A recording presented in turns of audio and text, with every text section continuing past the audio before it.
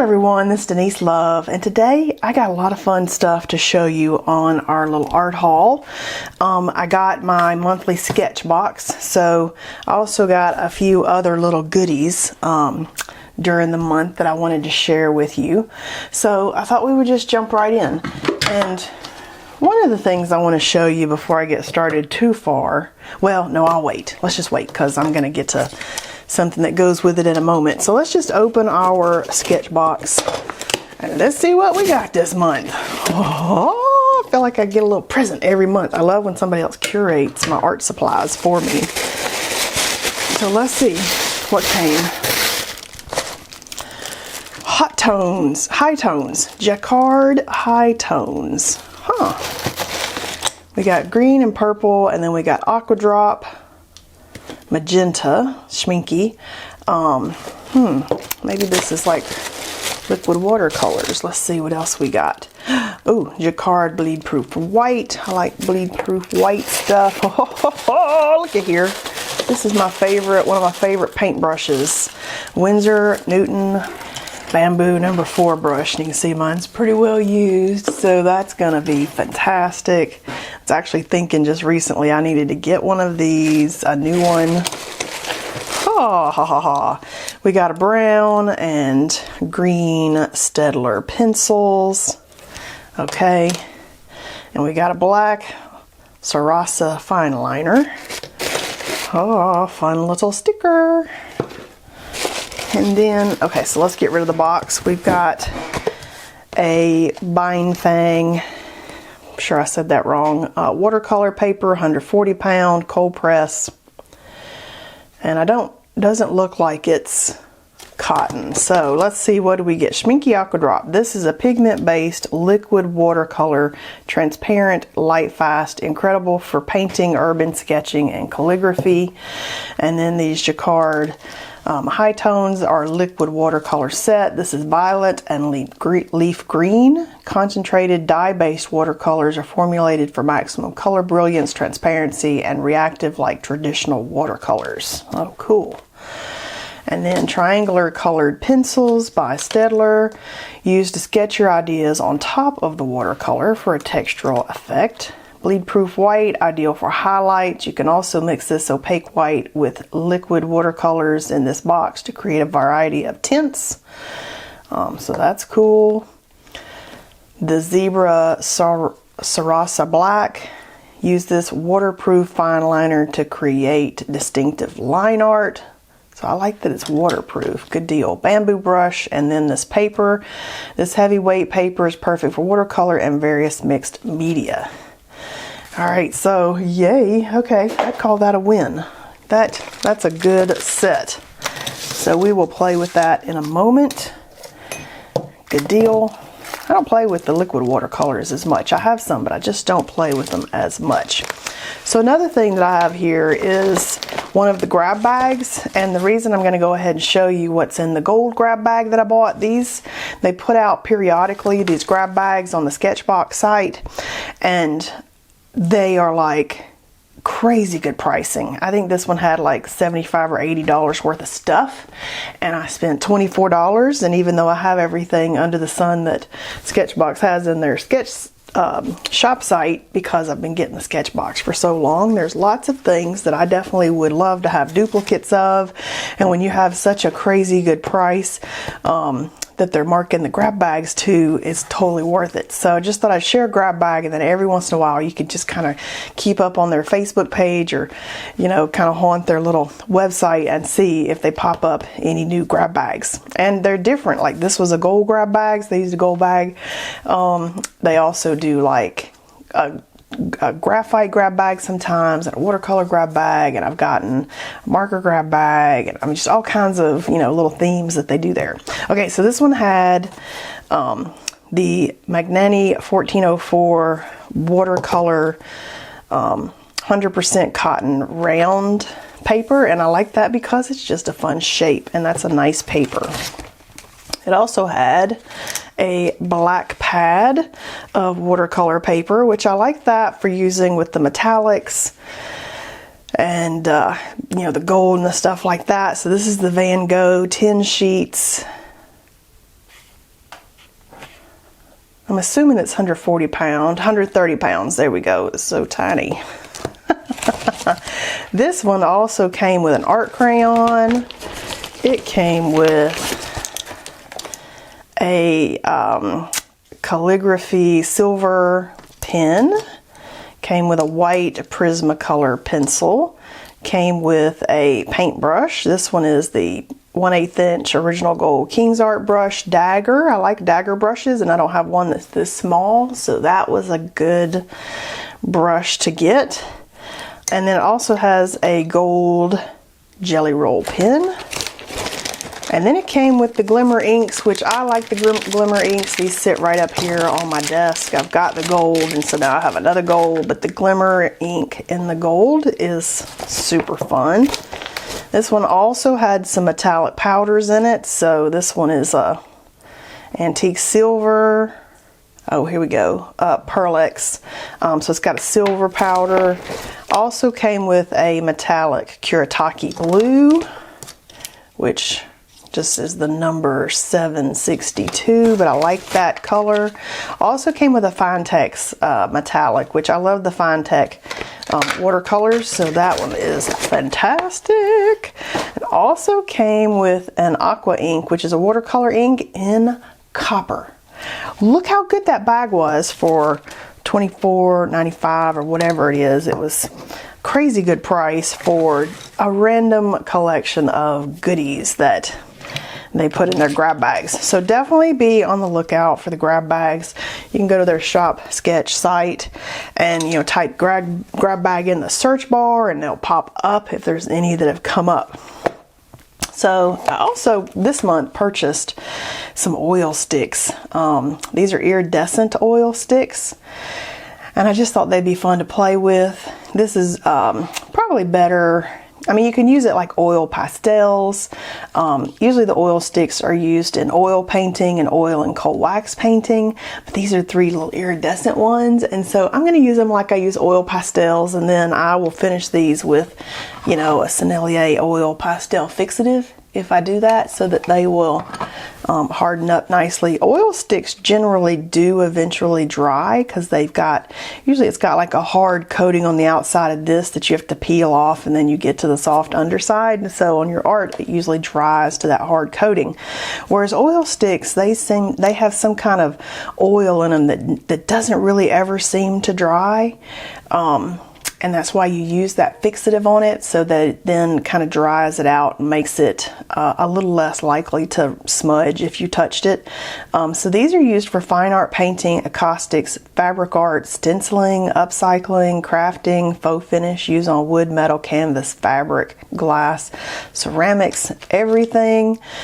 So that's kind of fun. I'm looking forward to giving those a little try out.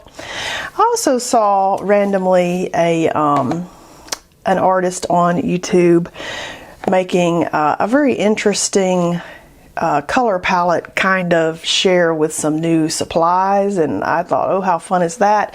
And you know, I do my color palettes in these painter's diaries, and you know, I swatch everything out in that, but the way that I had seen this other person do it was they had some little paint tubes on a piece of paper, and they which reminds me, I've got these two sitting over here I'm about to bring out. They've got some little paint tubes on the paper, and they use that for their color swatching, and it was kind of interesting, and I thought, well, you could get real creative with that in like your sketchbook or something that, you know, a nice piece of paper that you normally work on, and you could, you know, have a nice little piece of art. So I found on Etsy some little paint tube stamps, so those were super fun. And I don't know, you know, if I'll eventually do, you know, swatching like that was, but I just thought it was fun, and these were very pretty. The artists that I'd seen that did it didn't use stamps. They had their own hand-drawn ones that they put on a piece of paper that they were then selling the download, but at the time the download wasn't available, so I don't know if they just sell them every once in a while or what. So then I got on Etsy, and I found different fun little stamps that would be, you know, kind of artsy, like this paint palette here. I love that. I love this paintbrush. So I just thought, here's another little paint thing here. So I will link, if they're still available, I'll link these below the video, like this paint palette. I love that. But just search like fun stamps there on Etsy. I think I searched like paint tube stamp, and I searched artist paintbrush stamp and stuff like that. So just search and see, you know, what it is that you might could find. And then I randomly found a funky house and a funky owl. And I thought, look how cute those are. And I have a bunch of stamps from, you know, scrapbooking days, and so I should get all those out, because you could use any stamp. I just thought these were fun and artist centric here with the different ones that I found, and that'd be fun to like swatch things out on a piece of paper and make your own piece of art. And so I'm going to try the Ranger Archival ink, acid-free permanent waterproof ink with these, because I had a bunch of ink pads and I had an old one of these, and it seemed when I did like a little test to be the one that I could stamp all these on paper, let it dry really good, and then paint on top of it without smudging all the ink. So I'm going to give it a try. So I ordered a new one because the one I had was almost dried out, and I think that will be fun to play in. Another thing I got this month, and I just thought I'd share a book purchase, because I don't know, in my later years here, I've just become obsessed with art books and coffee table type books that you could sit out and admire and enjoy and look at. And so this one that I got is on the artist Mark Rothko. And texture and abstract, large pieces of abstract and color have always been appealing to me. Probably why for the first 10 years of my business, or 11 years now, I'm in my 12th year, but it's just starting. I've done textures for photography, and a lot of those textured surfaces that I created, I painted, which is probably exactly why things like this appeal to me, because texture and color itself is very appealing to me without it being, you know, something that's tangible that you can recognize. And so I saw this book and I thought, oh, so inspiring, and I just want to be able to look at it, and we might go through, you know, a phase of just color and texture and simplicity and depth by the range of layers that we add to stuff. Like, this is in my mind a very small inkling of some idea that may come to fruition, kind of like that Klimt class. I thought about Klimt for a year. I got the books, I studied the paintings, and then at one moment in time everything just came together for me to make that class. And so that's the kind of how those ideas kind of start. I'll see something, a flash of something, maybe on Pinterest or Instagram or Facebook or wherever I happen to be looking, and I'm like, whoa, stop right there, what is that? And I saw something somewhere, may have been one of my art books, like I flipped through a Rothko painting, and I'm like, that at this moment is super interesting to me. So I ordered my first Rothko book, and I will be just kind of soaking it in, and, you know, maybe look at that right there, that's pretty, taking in all the loveliness of this artist. So I just thought that would be fun to share, and I'll link that below the video too. Oh, that's the little sleeve for the back, Mark Rothko. And this is his paintings on paper book that I ordered, because this type painting is what I found super appealing. So fun stuff. Okay, so we got the Stencil Girl Club stencils. And this is what I'm going to show you, this last thing that I've got over here. So this is the January 2024 stencils. Okay, so these are super interesting. Look at this. This is fun.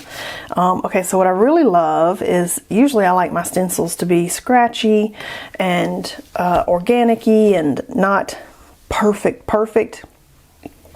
But one of my favorite stencils looks like a 1960 patio wall.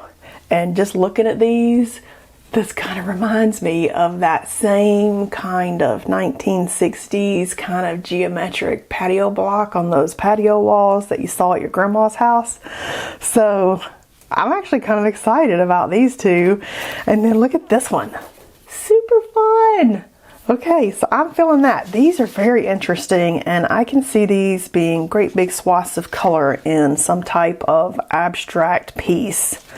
So I'm definitely super excited about both of these, actually. I mean, these just kind of speaking to me. Okay, so I also ordered, to go with these, some skirt hangers, and you can see they're all kind of clipped together here, but you can just come and unclip, and then you've got a little hanger here where you can then clip all your stuff, and it doesn't take up hardly any room. They're practically flat. And why I ordered those is because I saw some random post about, you know, storage ideas, and I saw it hanging belts or something like that, and I thought, oh my gosh, what if we did stencils and we hung our stencils down from that? And then you could hang these on the back of a door, or I'm going to hang these on my dresser over here on the handle, and you could, you know, look how many you could stack and have some like creative stencil, kind of a little more organized, where you can then flip through and be like, oh, okay, I see one I like, or you can unclip it and move those, and you could be able to see some more of these. And so I really loved the idea of being able to hang my stencils over here beside me, maybe some of my more favorite ones, so they'd be easy to get to, rather than fighting with it every time I wanted to get something.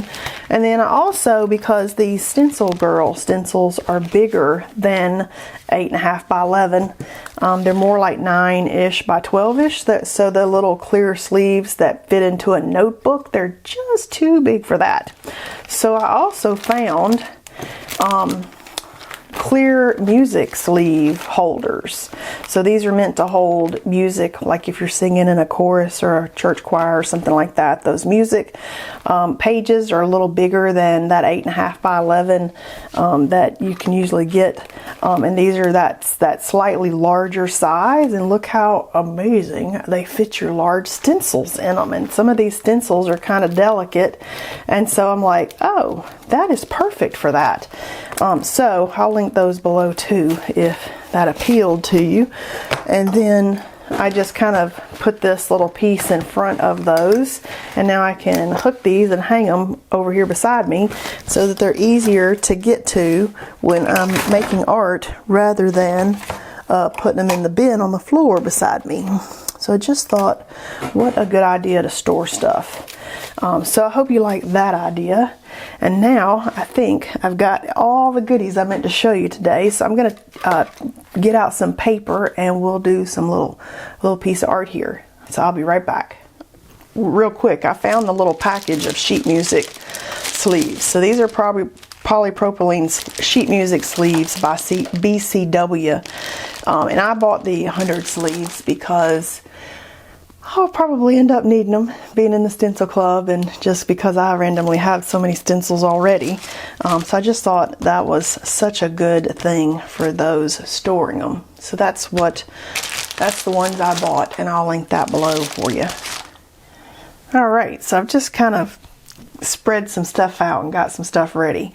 So I did stamp down a few of this archival ink onto one of these white pieces of paper, just so that we could paint some water on top of it and see if it's actually going to work the way I hoped.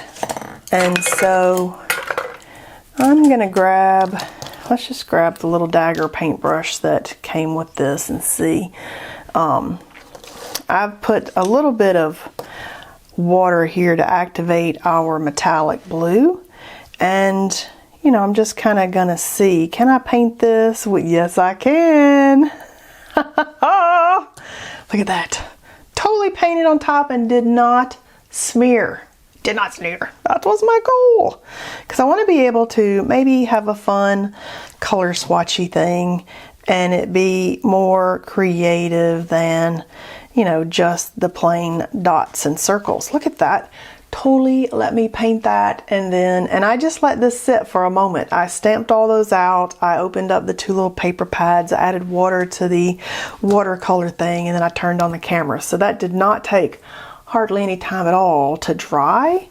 and totally did not run by putting paint and water on there. So you can see how this could maybe be some fun color swatching type idea, or just something fun, and we can watercolor on top of it. So that was the Ranger archival ink, acid-free, permanent, and waterproof that I got. And then they also sell a re-inker, like the tube of the ink that's on that pad, so when that pad dries out you can put more ink on it, and I love that. So it's not like you're wasting your different inks and stuff, and that does exactly what I wanted it to do. I wanted to be able to just paint certain things and not have the ink underneath run, and I love it.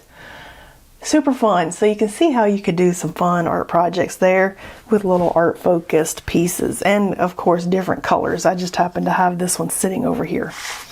So I'm kind of thinking that I want to try with these watercolor inks a technique that I do a lot of times with acrylic inks and stuff, to make like an abstract piece of art with a pipette and some water and dipping those liquids into. So we're going to give this a try, and basically I just do like a bead of water in some little abstract fashion here, and then I drip color into that.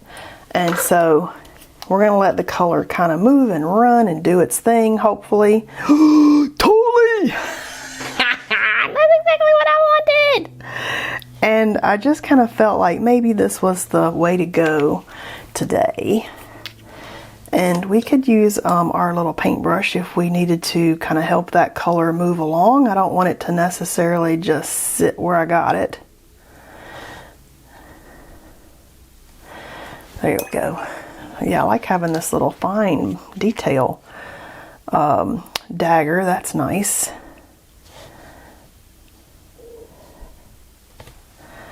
Ooh, look at that. But I don't want it to sit right there in the spot that I got it there. So that is kind of nice to be able to help that along a little bit. And now I'm kind of wondering, could have shook those up, I didn't think. Kind of wondering. Huh.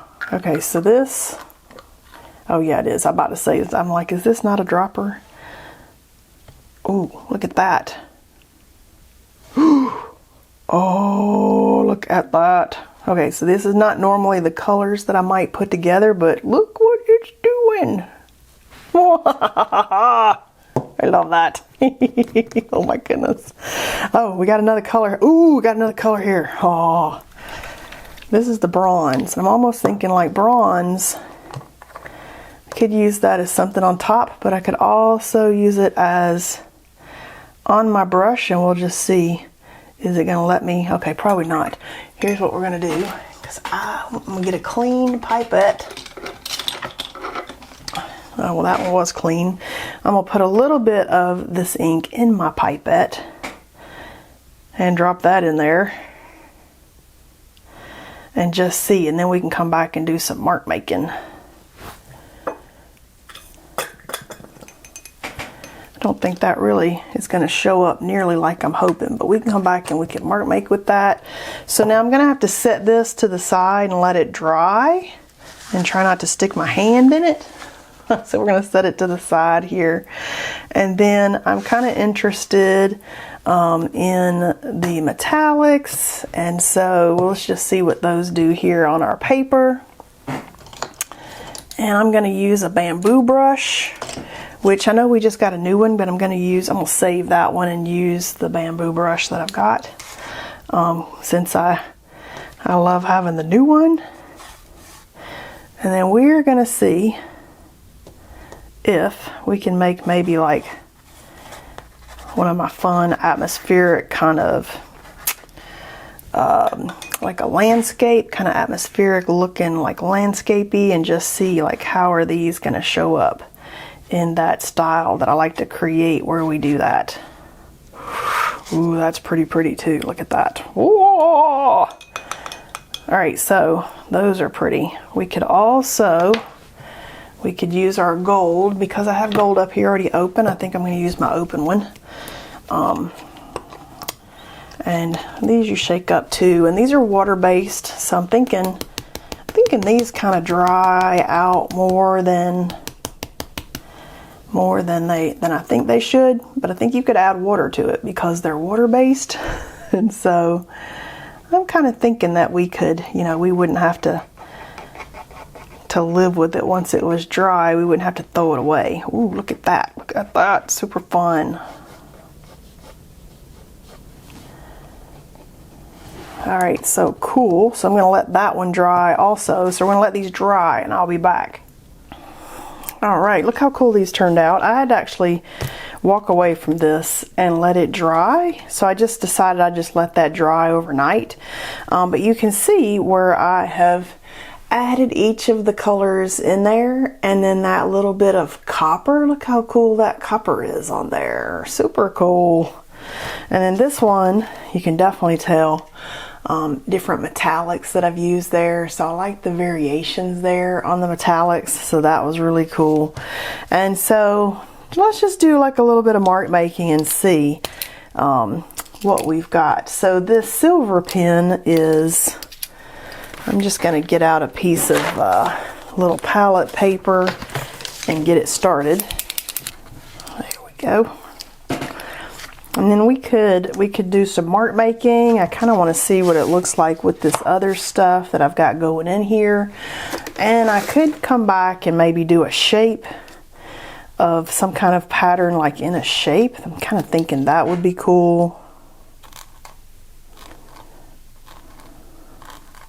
And it's got a flat tip, kind of like calligraphy on there, so I like that. Because you can kind of do like elongated shapes or lines. And I'm kind of being inspired right now still by Gustav Klimt and the patterns in his work, and trying to maybe use some of those patterns in my work. So I'm kind of going off of just patterns that I've studied in his work. And if you haven't seen that Gustav Klimt class, definitely check it out. It has been incredible feedback from the students. And I just feel like I'm going to be in Klimt mode like all year. So I will link that down below also. It's on my own website and on Skillshare. But I really want to, you know, branch out in the marks and things that I do in my work. And so studying, you know, the masters, that's a great one to kind of study for different patterns and ideas.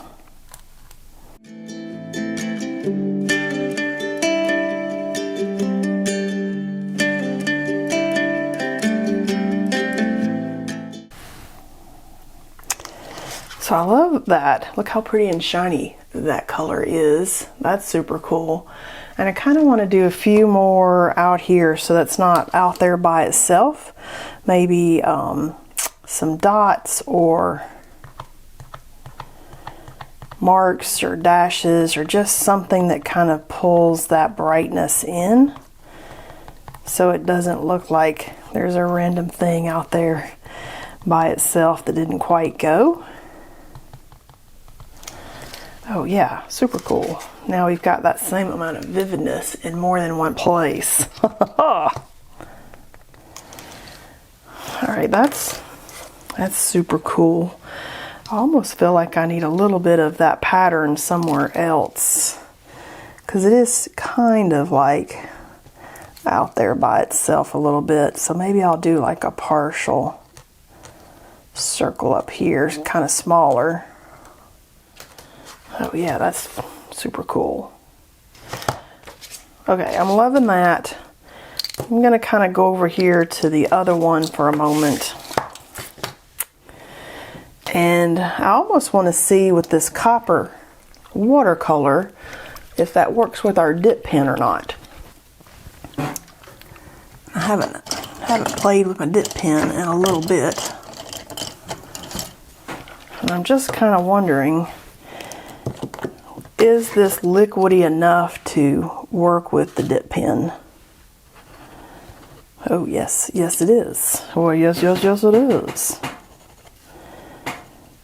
Maybe not, maybe it's too liquidy. Let's see. It does seem to just whoosh right off of our pen.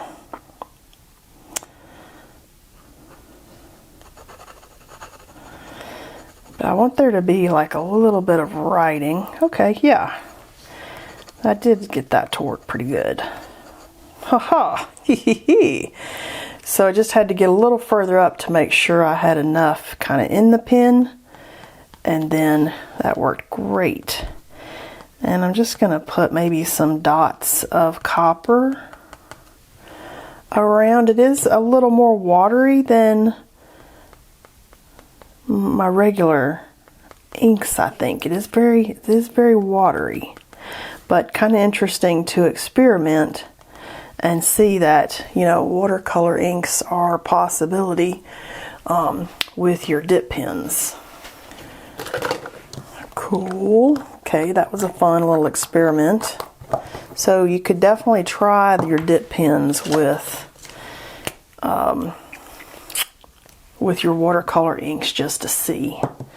And then I've got this crayon. I don't know. Never used the SketchBox crayon. Oh, you know what? Feels like a gelato. And so what I mean by that is it feels like you're drawing with some lipstick. Literally. I think I could put this on my lips. It's so creamy. And I don't use gelatos all that much. So that's kind of interesting to play with the SketchBox crayon. It's kind of fun. And I do love the silver. So the silver pen is super cool. By Calligrapher. Touch Calligrapher. What is that? Oh, it must have came in my metallic package.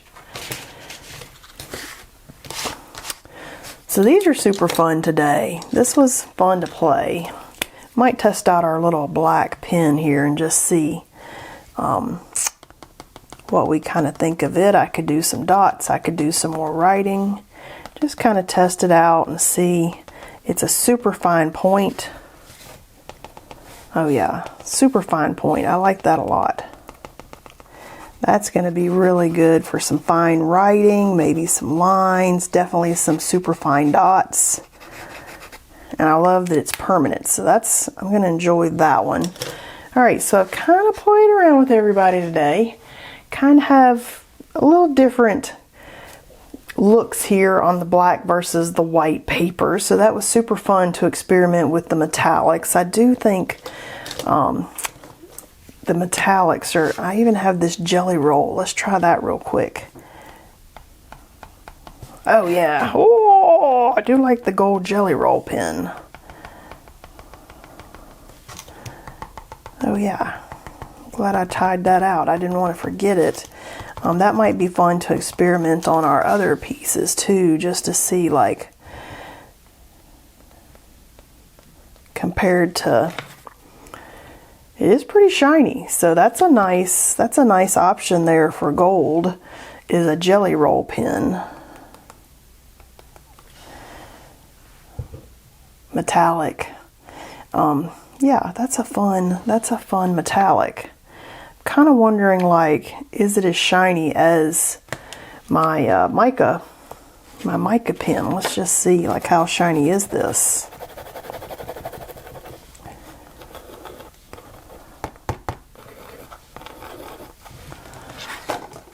Okay, so it's shiny like a gold paint, kind of like the golden gold paint. That's about the shine of that.